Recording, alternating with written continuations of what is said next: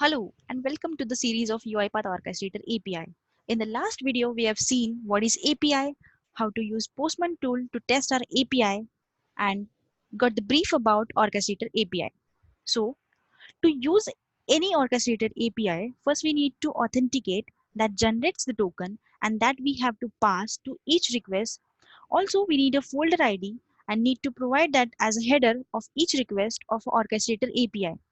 So in this video, we're going to see how we can authenticate and generates the bearer token. Also, how we can get the folder ID of our orchestrator. The token generated after authentication and the folder ID, these two things we're going to need to call each request of orchestrator API. So let's go ahead and see how we can authenticate and get the token. So to authenticate, I'm using this document. As you can see here, there are two request call for authentication depending on your orchestrator type. This authenticate API will generate a token that allow us to call REST other API that orchestrator are providing. Also, this token lasts for 24 hours to authenticate other APIs.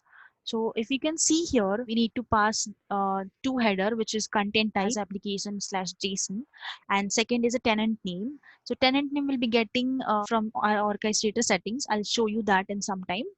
And in the body section, we have to pass these parameters. So this is how we can call orchestrator API and authenticate our cloud orchestrator. If we have a on-premise cloud, so then we can authenticate in a similar way. You don't need to pass any tenant name here as a header section, but you have to pass a tenant name in a body section, URL which will be the URL of your orchestrator, and followed by this API account authenticate. And the header section, you have to mention only content type, and in the body section you have to give a tenant name that you will be getting from your orchestrator setting, user name or email address that you are using to log in to your orchestrator, and the password. Okay, so let's go ahead and test the API. So I have a cloud orchestrator, so I'll be invoking this API call. So to test authenticate API, we just simply need to create a new API. The method would be post. Then let's copy this endpoint and paste it here. So in the header section, we have to provide content type as a application JSON, and in a tenant name. So now we have to capture a tenant name and we have to paste it here. So to get the tenant name, just log into your orchestrator, go to the manage section. Over there you'll find your orchestrator, and under the API access you'll be able to see your tenant logical name, so which is a tenant name of your orchestrator. So just copy that tenant logical name and paste it here.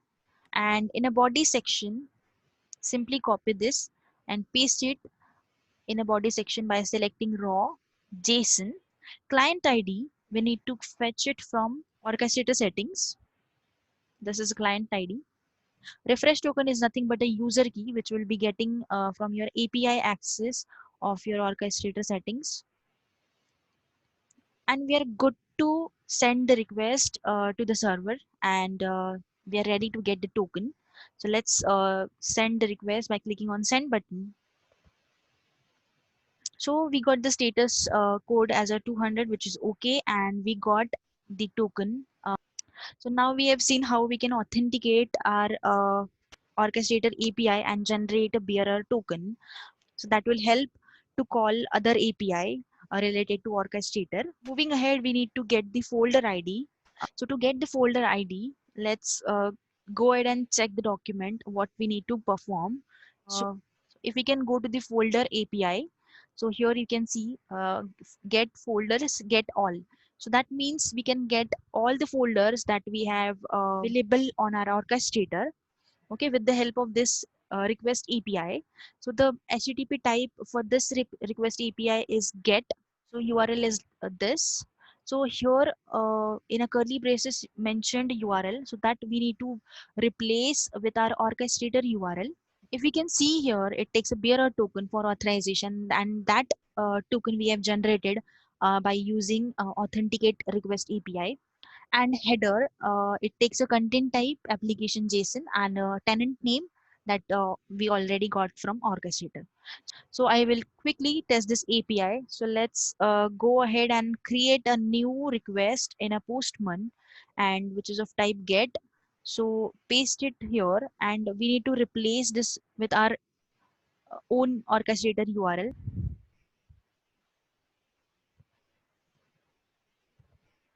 So your orchestrator URL, which is a cloud.platform.com, then our account name, and then tenant name. So which forms our orchestrator URL.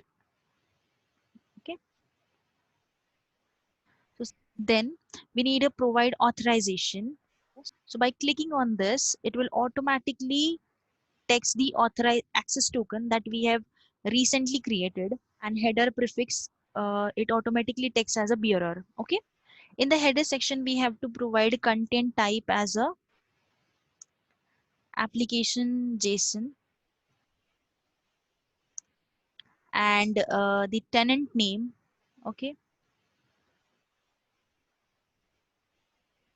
I've already shown you like how we can get the tenant name, and so let paste it when we are using cloud platform of orchestrator.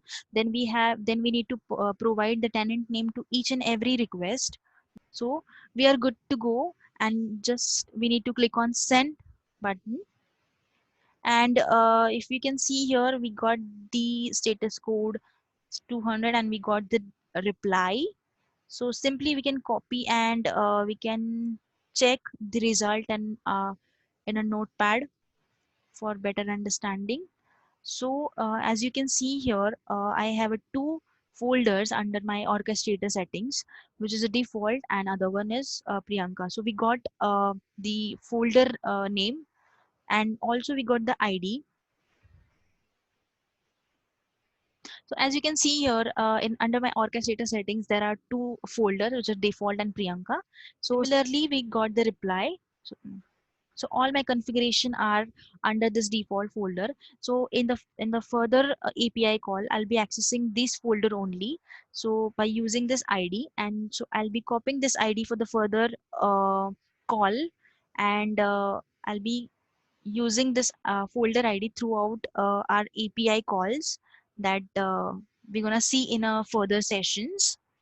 That's all for now. In this video, we have seen how we can authenticate our orchestrator API, and how we can generate the bearer token, and how we can get the folder ID of our orchestrator.